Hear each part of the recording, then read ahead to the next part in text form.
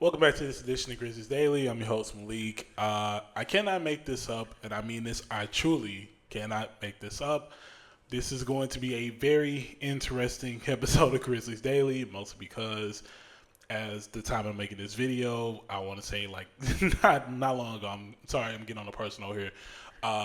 Literally, maybe not long ago, I just got a breakup text. So, yeah, not the best team to have before a video, but we powered through it. We're not here to talk about my personal life. We're here to talk about the Memphis Grizzlies. So let's jump straight into it.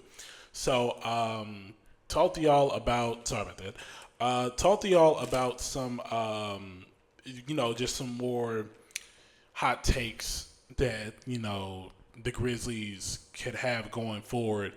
And one of the things that I saw a hot take. This is from Eagle 8. I don't really know I don't know if you want me to say your actual name that's on YouTube, so I'm just gonna say Eagle 8.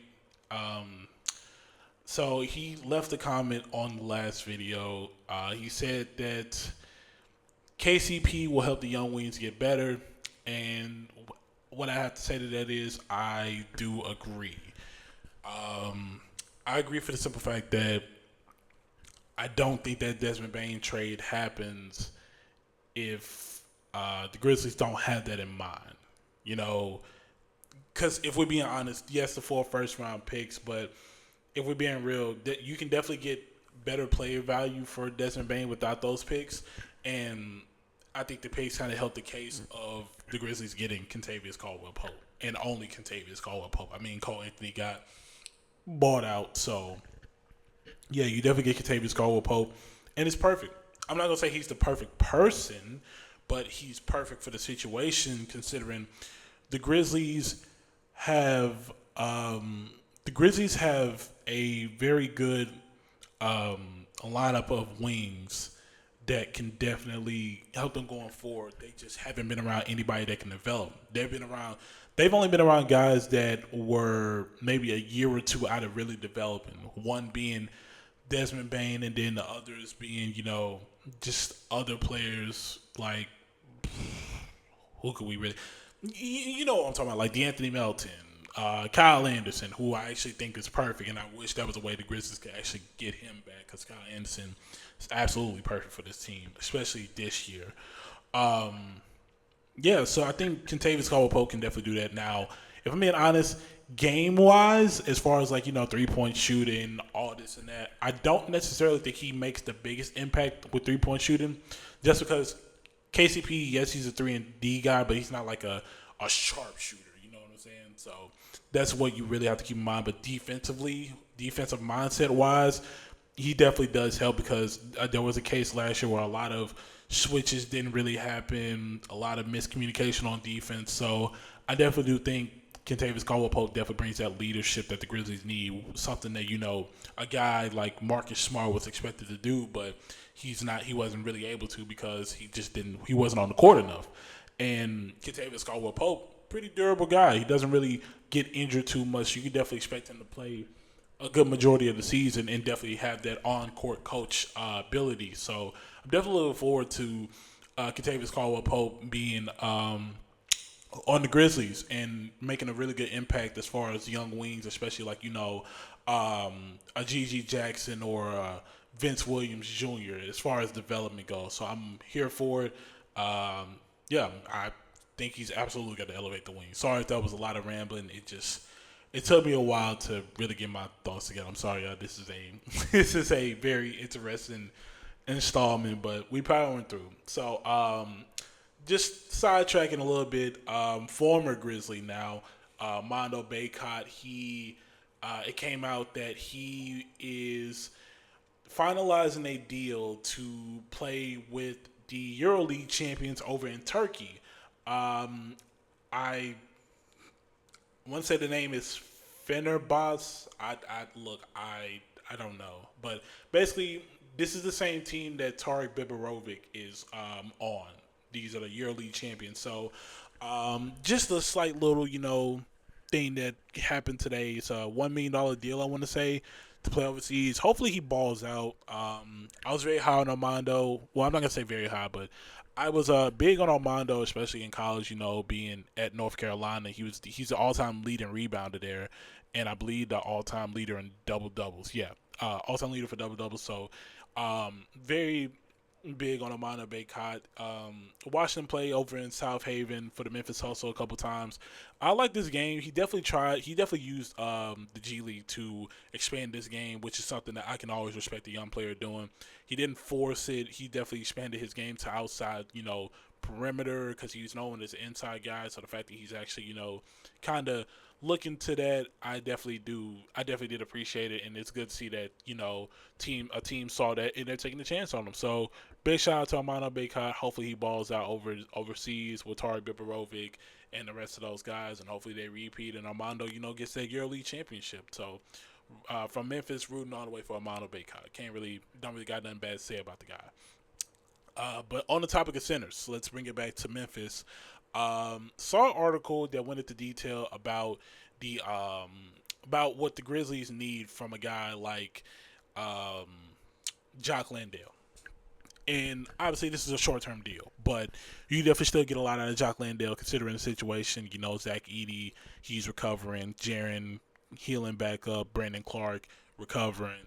So Jock Landale, while he's brought in as a temporary piece, he definitely could play the role of someone that really can make an impact. Not saying it's like a simply game-changing impact, but you can ask of him to do what you want out of someone. I mean, I think Jock Landale can bring a great level. What I gotta stop using big words.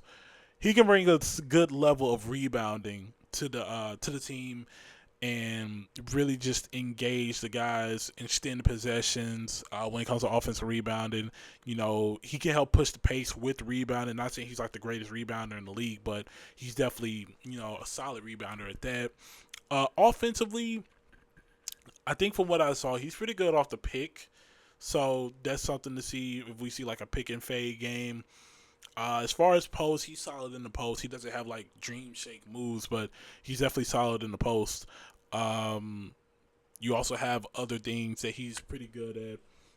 But one of the things really is just that offensive impact. But really, to me, is he's a solid defender and really just that rebounding. The rebounding is what really killed the Grizzlies last year, and the fact that Zach Edey was able to pick up on the late last year is definitely something that you wish the Grizzlies took advantage of early on, but that just didn't seem to be the case. They made the coaching change, things change, and that's how that happened. Excuse me, y'all. Sorry. But yeah, so it's you can definitely expect a good amount out of Jock Landale. So I definitely think at first it was more so like, okay, we got Jock Landale, but now that I think about it, he's going to play an elevated role, and I think we can definitely look forward to seeing that, and I'm here for it. He did solid in Phoenix from what I saw, so hopefully he can do the same here in Memphis, but better. I mean, that's all we can really hope for. But before we get out of here, did just want to touch on something. We talked about that guy Santi. He's balling over in the Euro leagues. He's balling over in the Euro leagues. I'm looking at an article from Clutch Point. They play Greece, and I believe if they lose this game, they're eliminated. I want to say, and they're the defending champions in the EuroBasket. So, yeah, I mean, it's kind of interesting because we look at Santi Aldama as this guy who's trying to get better at certain things of that nature, but over in Spain, they look at him as a key scorer, which is something that you often don't hear when it comes to role players in the league. I mean, that's a lot to say. I mean, it's really not a lot to say because when I've heard Eurobasket, all I've heard is guys like Alperen Sengun, Nikola Jokic, Luka Doncic, those kind of guys, Giannis, like known guys, known all-stars in the league. But seeing Aldama kind of had this expectation is very interesting. It's very, very character building for his game. Even in games where Spain isn't really shooting that well, Aldama is the one piece that stands out because he's really just doing a great job of keeping the team afloat and being the main scorer. The only thing that I would say that I mentioned last time, really just touching on the fact that Aldama needs to get it together defensively. He's had solid stat lines where he's making an impact on defense, but I think y'all know what I'm talking about. Like, just something that we can really look forward to. I mean, even then, just looking back at the EuroLeague, I mean, we're looking at Aldama did have a game where he struggled 3 for 9, 8.7 rebounds, 2 assists. That was in 21 minutes. But literally the next game, he scored 26 points and 10 rebounds, 4 steals, a steal in the block. I mean, 4 assists, a steal in the block. So one thing that I'm seeing from him playing overseas, and I don't know if it's just because he's playing overseas, because guys do have the tendency to play better at home.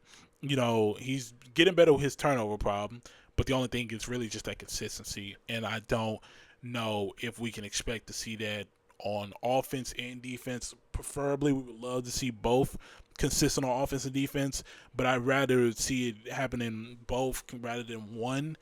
Because he's solid offensively. He just has a very questionable shot selection for someone his size, but defensively, that's really just the main question. So hopefully he can impact on that and really improve on that come time for training camp, because he's gonna be expected to play a very big role compared to last year, especially considering the new contract he's got and the way the team is looking. So Santi Aldama really has to step it up if the Grizzlies want to make it far. But that's all I got for right now. Sorry that if the energy seems very different. Like I said, had to get personal with y'all for a minute. I promise I'm fine. I'm going to be fine. Just had to get this video done for y'all because at the end of the day, the show goes on. It's Grizzlies Daily for a reason, so had to make that happen. So hopefully you enjoyed this video. Like I said, it's going to be very much more energy in the next video. So don't worry. I got y'all. And like I said, make sure to leave those comments. I always love to read them. Love y'all's input. I really like reading them. There's another way to say it. I love reading comments. So if you like this video, make sure to like, comment, subscribe, turn on post notifications if you want to get notified on the next video when it comes out. As for this edition of Grizzlies Daily, my name is Melek, and I'll see y'all in the next one.